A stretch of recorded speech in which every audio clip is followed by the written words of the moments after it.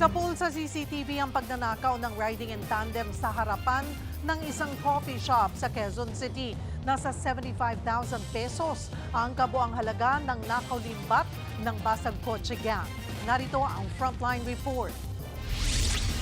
Sa kuhang ito ng CCTV sa harap ng isang coffee shop sa Katipunan Avenue sa Quezon City, makikita ang pagdating ng riding in tandem. Bumaba ang lalaking naka-helmet at nilapitan ang nakaparadang puting SUV.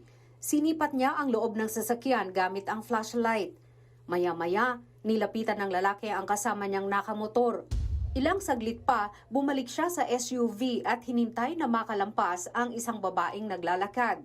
Sinilip din ng lalaki ang katabing sasakyan. Muling nagpunta sa kanyang kasamahan at pagbalik sa puting SUV, may ginamit siya sa bintana at sa isang iglap na basag ang salamin ng sasakyan. Itinulak niya paloob ang salamin at agad natangay ang isang bag, sabay bigay sa kanyang kasabwat. Hindi pa nakontento, bumalik ang kawatan para puntiryahin naman ang katabing sasakyan. Buti na lang, may dumaan.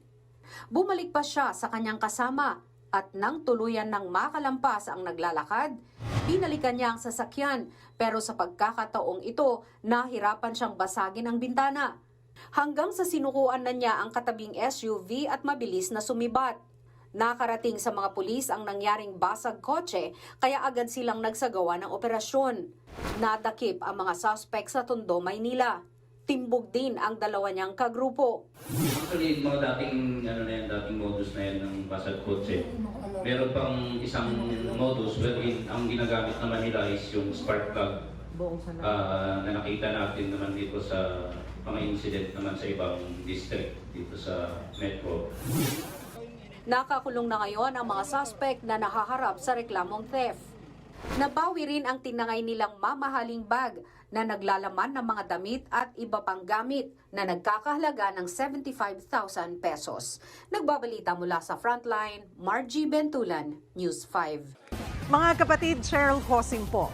Maging maalam at may pakialam sa mga napapanahong issue at headlines. Mag-follow at mag-subscribe na sa social media pages ng News 5.